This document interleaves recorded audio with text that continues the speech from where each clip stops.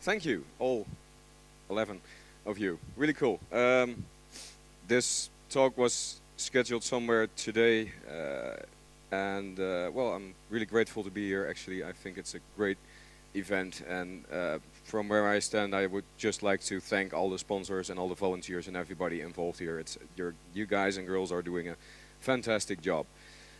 All right, what I'm going to talk about, tale of cookies, and as much as I love to bake those things, we also have the electronic equivalent of them. I could do some recipes afterwards if somebody's interested, actually. But who am I? Actually, that's me. That's my car. I have my own company for 15 years by now. I've been doing a lot of stuff in open source with open source software. Basically, a lot of web stuff, workshops, but I'm also business manager of Classical Choir, which basically is my philosophy. You should do anything you're interested in, and if you can make money from that, that's cool. And then you can continue doing that. Drupal, actually this talk is a bit focused on the integration of Piwik, the statistics tool, with the Drupal CMS, or CMF as they like to call it. That's basically because that is my content management framework of choice, and I use that as example, but Piwik is actually not Drupal specific or anything. You can use it even with SharePoint sites if you want. That is if you want to use SharePoint anyway. But I've been doing a lot of Drupal related talks recently, and this one is about cookies, as you have probably noticed. In the Netherlands, we have had the cookie law since 5th of June, and basically it's not specifically targeting cookies and stuff. It is the telecommunication law, which basically describes which pieces of information are regarded as personal information and which level of personal information is allowed to be stored in a certain format, and also which measures you have to take to prevent this information from leaking. But to focus on cookies, because it's a really handy example and it's hit the media pretty big.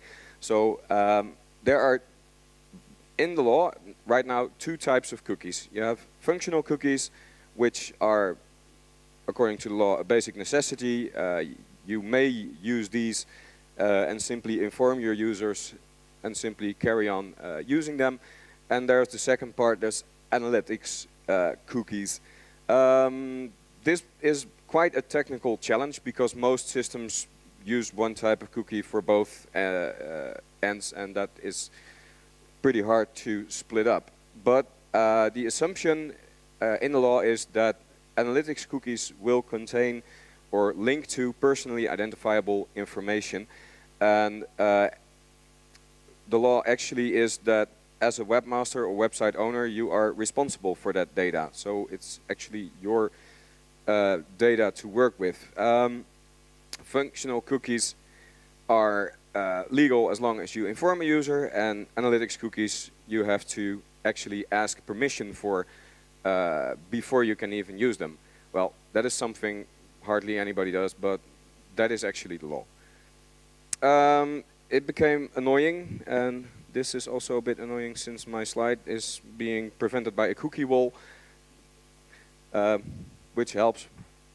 But like I said, it is quite hard in a system to actually make the distinction between a functional cookie or an analytics cookie. Because what is analytics? Is analytics also page counting? Is analytics also the breadcrumb trail following of your user, anything at all? It could be a very functional use case to use one type of cookie for both ends. In the Netherlands, we had also an interesting situation where we have the public broadcasting services, the NPO.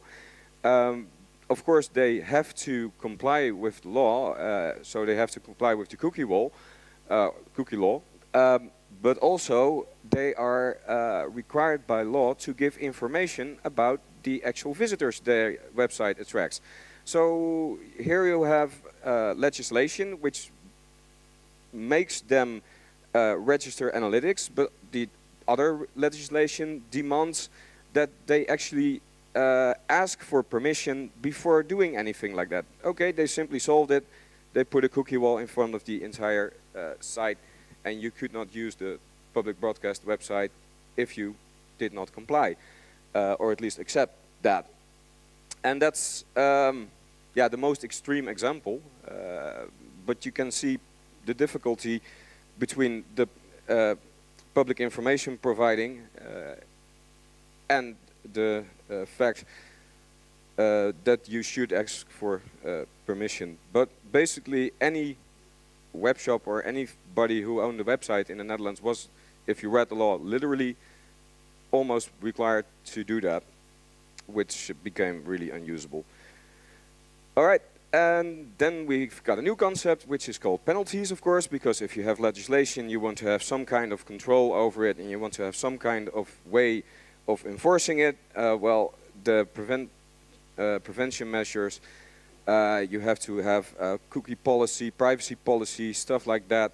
And actually, data loss, you have to inform your users about them.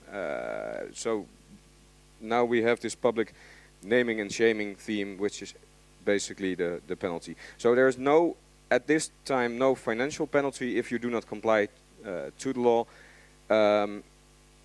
But it's basically in the EU right now, it's a legal minefield because every separate country has implemented different rule sets, which is fantastic as a web developer, as you understand, because websites are usually confined to one country, right? No. All right. Then we added some more. We introduced here in the Netherlands the beautiful concept of first-party and third-party cookies. This actually, I think, makes sense. And we now have the situation where the first-party cookie is being considered as, well, information is contained within one site, and as long as you keep it to yourself, you can inform your users for both types of usage, so the functional and the analytics. As long as you do it from your own server, host your own services for that, you're pretty much okay. The idea also behind that is that there is a general concern within the Dutch government, but also the EU in broader sense, that information is leaking to other areas in the world, and actually analytics software is a fantastic tool to spread these data. So we now have first-party and third-party cookies. It's also the Opta, which in the Netherlands is the controlling authority for telecommunication law. They have introduced a cookie FAQ, frequently asked questions about the usage, which also introduced another concept, namely you can use also statically logged server logs without user consent. I'm going to get into that a bit later because the PWIC software, the alternative software I'll be talking about later, will integrate that too. But it's a bit hazy because Opta states that any information sent after the initial request must also comply to the law, which is interesting, not only because HTTP is stateless, but what is an initial request anyway. All right. Browser fingerprinting, that's also a little bit of a minefield because the cookie FAQ doesn't state too much about it, but it's also a very nice way of identifying individual users. Actually, the only cookie that you can absolutely use is the cookie to indicate no cookies may be used, which are a lot of cookies. But also, that has a pretty narrow use case because you can almost use some smart people actually implemented the cookie blocking cookie as having a UID, so that they could per user block cookies in their profile, which kind of defies the whole concept of making it non-personally followable. So if you do a no cookies cookie, it should only do like block cookies, yes or no. in the bigger picture, in the EU, there is much concern, and this also has been greatly improved, this concern, by recent publications about this like minor data mining thing. I think it was called PRISM. Maybe somebody knows or heard about that. I think most people in the world did. But there is a very philosophical discussion going on in the EU at the moment, and I like the title of a couple of reports. It's about the right to be forgotten. And it's actually about how much influence can you give an individual over the data he or she is spreading around in the world. Of course, there's a limit to the controllability, but the idea that it is at a European level being discussed how to handle an like universal opt-out, I think it's a very good step. Also, the EU is also very concerned about the fact that a lot of data is stored outside of the EU's, and yeah, it's also from a business point of view, what we've basically been doing in the EU is like handing just about anything we have over to like Google and some other companies, which are basically not European based. So there's talk about European clouds, European infrastructure. It is actually pretty interesting, but let's get back to the smaller picture because that is better explainable. All right, I use Google Analytics. I used to do, and actually clients of mine ask for Google Analytics. They simply have this whole concept that the only email is Gmail, the only statistics tool is Google Analytics, so they ask for a product. And this is pretty annoying actually, because now you have to go back to the client and like explain, all right, we have legislation, and I'm sorry, I'm just a website designer or developer, but I now have to put a disclaimer on your website, which you don't want. A lot of confusing and annoying information, but clients can simply say, screw that, put in Google Analytics, I'm fine with that. Right. At first I wasn't really interested, so I said basically, all right, here we go, we're just gonna implement Google Analytics and fine by me.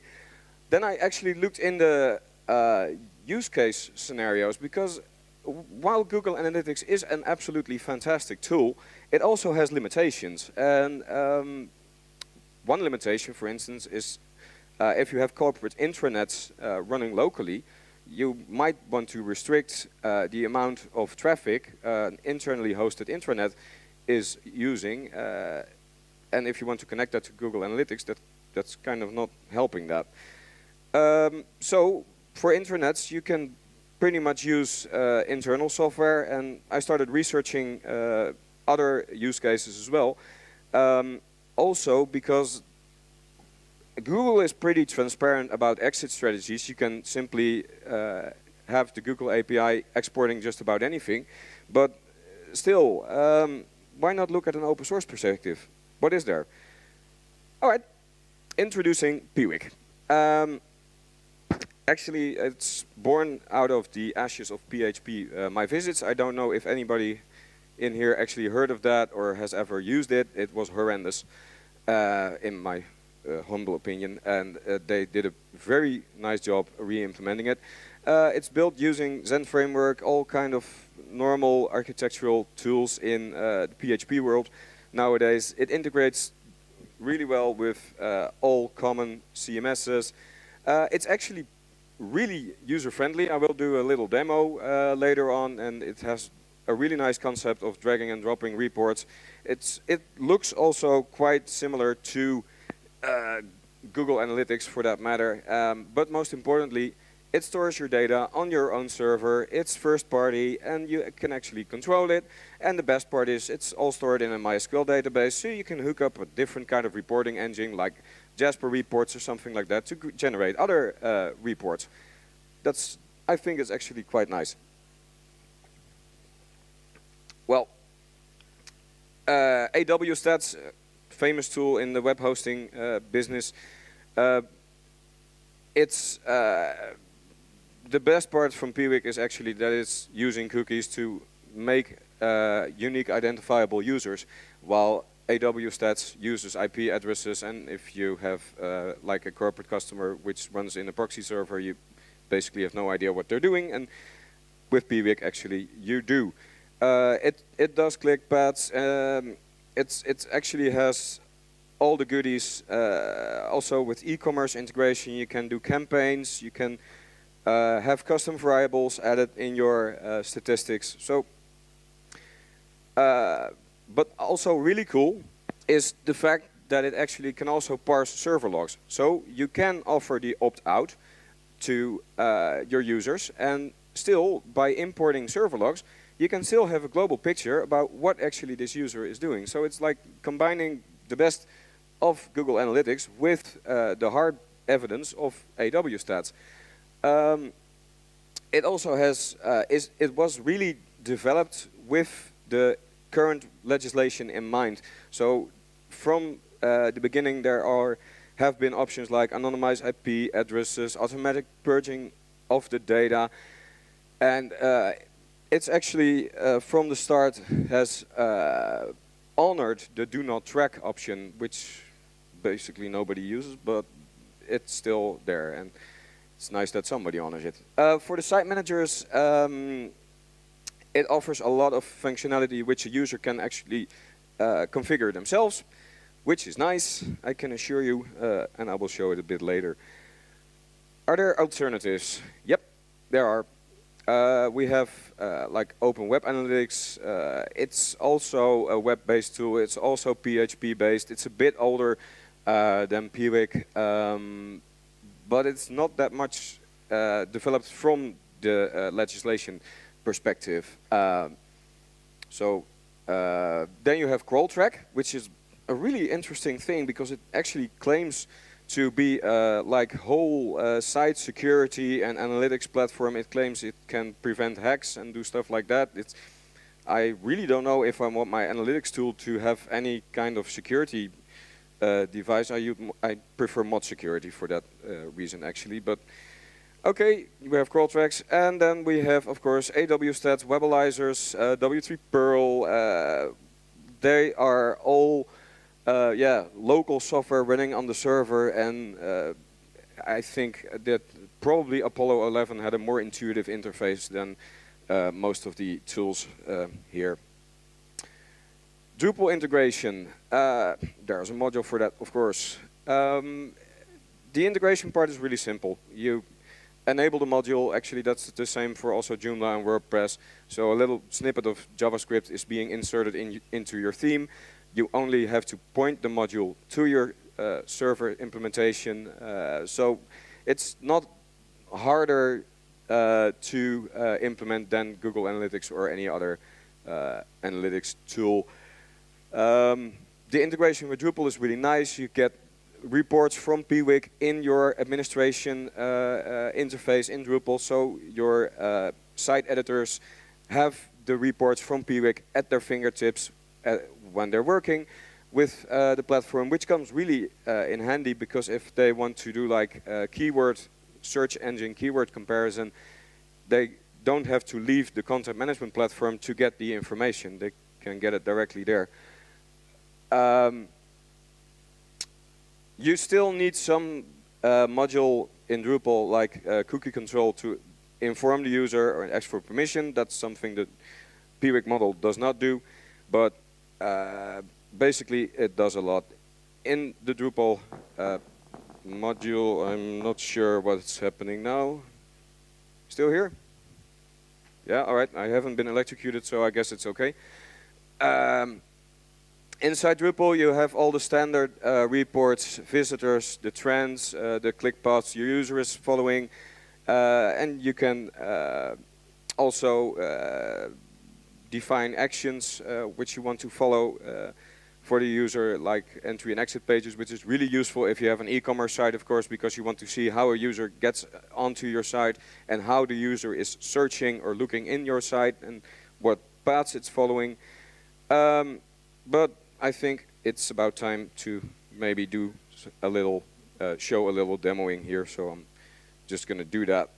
And I think it was already here. Yep, it is. I'm not sure if it's visible actually. And if I could request a little assistance on this particular matter, then that would be really nice.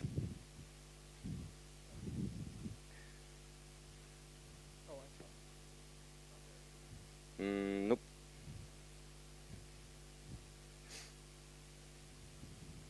It's, I think we have to opt in to see it here. Nope, not yet.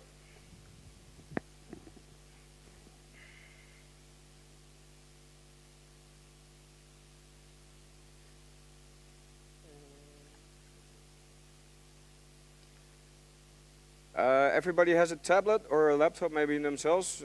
Maybe you guys can go. Oh, you're all right. Oh, okay, something is.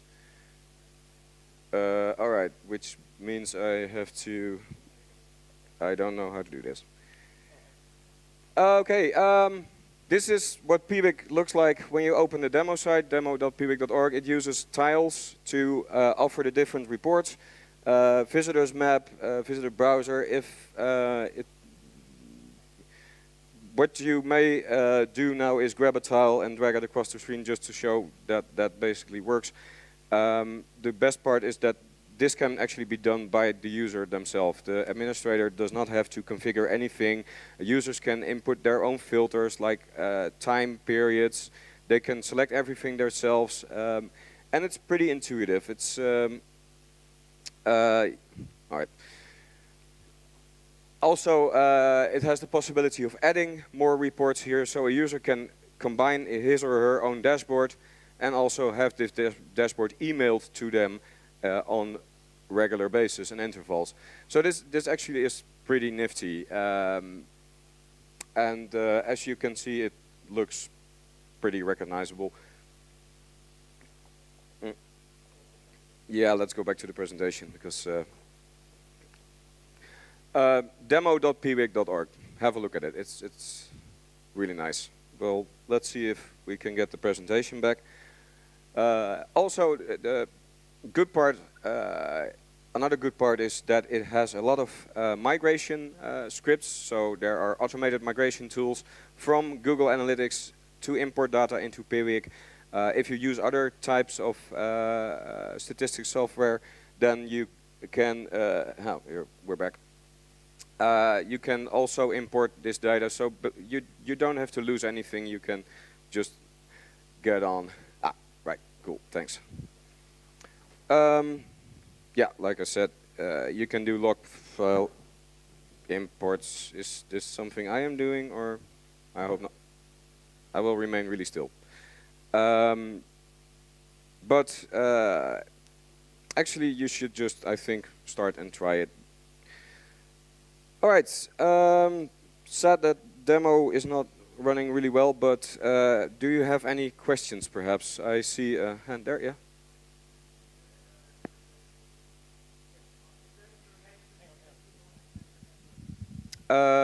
You can do that. The question was, is there integration with Google AdWords or other platforms like that? Not out of the box, but you can use custom variables.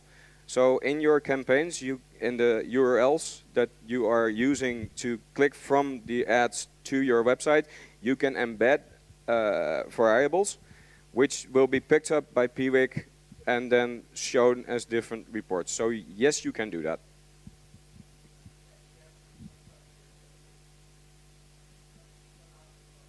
Out of the box, it is tracking, of course, referrers. So you can see that a user has come from a certain campaign. So that is doable. But if you want to have more fine-grained result, you can use custom variables. But out of the box, referrer mapping is done, so you can use that. Is that good enough? Okay. Here. Actually, I have two questions. First of dear. all, how easy is it to set up this PWIC? And would it be hard to implement abandoned carts in shopping systems, which is fairly interesting since a lot of people, they already their email addresses and they actually were about to buy something, but you can't make up why they didn't. You can use, to answer the last question first, you can use the click paths a user has followed, and you can see where the user exits or where the user stops interacting with your site. So you can use that to implement abandoned shopping carts.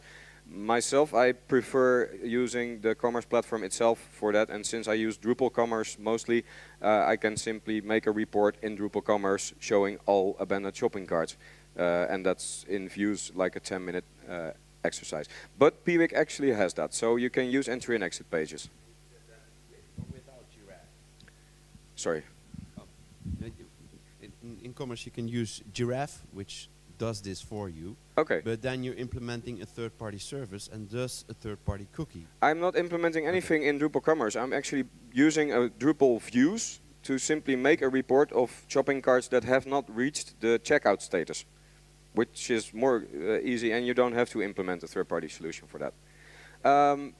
Is that for that question? All right, then the first question, how easy is it to install? Well, it is simply a PHP MySQL application. So it's simply unzipping, installing the database, and the basic installation is just about as intuitive as a basic WordPress or Drupal implementation. So it also runs on shared hosting. It's really performance-wise really slick because it does asynchronous indexing.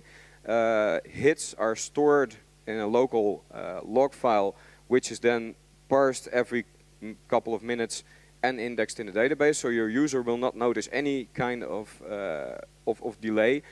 So installation is pretty simple. Also, if you want to use features like log file import, then you have to configure a cron job for that on the system itself.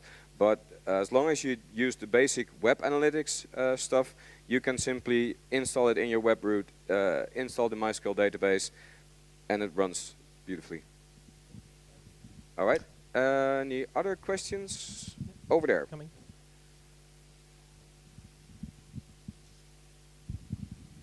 I thought that the cookie law in the Netherlands was withdrawn or partly withdrawn. Can you elaborate on that? The cookie law in the Netherlands is still in effect. There have been a couple of really confusing signals given by the government. There was a letter from Minister Kamp from December, which introduced the concept of first-party and third-party cookies, and which also mentioned that the law would be rewritten somewhere soon. As of today, there is actual work being done on rewriting the law to make it a little less brain dead, but still it is in effect the way it is, and which basically means it's pretty much unimplementable. Yeah, all right. Anybody else, perhaps, or please? Am I missing anything? No. All right. Okay. Then you have a question. All right, cool. So now you have some more time to think of more questions. You talked about very tight integration between this tool and Drupal. How does it integrate with other CMSs? It is a platform by itself. It is not exactly integrated with any system other than there are plugins and modules for other systems to consume the APIs from Piwik. So it integrates well with Drupal, but also with WordPress, also with Joomla. I'm actually doing a SharePoint integration at the moment with Piwik. So it has the organization itself has nothing to do with Drupal. I chose Drupal as my own content management system of choice, and to at least tell you about the level of integration that is possible. But it works with all major CMS. Okay. Okay. Any other questions? No? All right, on that note, then I'll say thank you to Hans de Raat, and let's have a round of applause for him. Thanks for staying.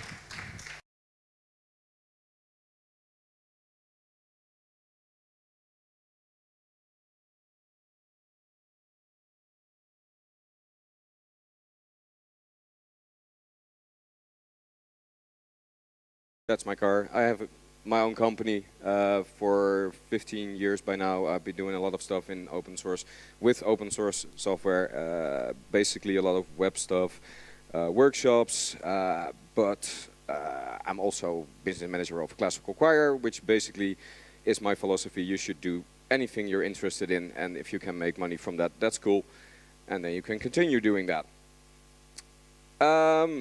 Drupal, actually this talk is a bit focused on the integration of Piwik, the statistics tool, with the Drupal CMS, or CMF as they like to call it. That's basically because that is my content management framework of choice, and I use that as example, but Piwik... Thank you, all 11 of you. Really cool. This talk was scheduled somewhere today, and well, I'm really grateful to be here. Actually, I think it's a great event, and from where I stand, I would just like to thank all the sponsors and all the volunteers and everybody involved here. It's you guys and girls are doing a fantastic job.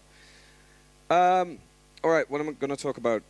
Tale of cookies, and as much as I love to bake those things, we also have the electronic equivalent of them. I could do some recipes afterwards if somebody's interested, actually. But who am I? Actually, that's me. Is actually not Drupal specific or anything. You can use it even with SharePoint sites if you want. That is, if you want to use SharePoint anyway. But I've been doing a lot of Drupal related talks recently. And this one is about cookies, as you have probably noticed. In the Netherlands, we have had the cookie law since 5th of June. And basically, it's not specifically targeting cookies and stuff. It is the telecommunication law, which basically describes which pieces of information are regarded as personal information, and which level of personal information is allowed to be stored in a certain format, and also which measures you have to take to prevent this information from leaking. But to focus on cookies, because it's a really handy example and it's hit the media pretty big. So there are, in the law right now, two types of cookies. You have functional cookies, which are, according to the law, a basic necessity. You may use these and simply inform your users and simply carry on using them. And there's the second part, there's analytics cookies. This is quite a technical challenge because most systems use one type of cookie for both ends, and that is pretty hard to split up. But the assumption in the law is that analytics cookies will contain or link to personally identifiable information, and the law actually is that as a webmaster or website owner, you are responsible for that data. So it's actually your data to work with. Functional cookies are legal as long as you inform a user, and analytics cookies you have to actually ask permission for before you can even use them. Well, that is something hardly anybody does, but that is actually the law. It became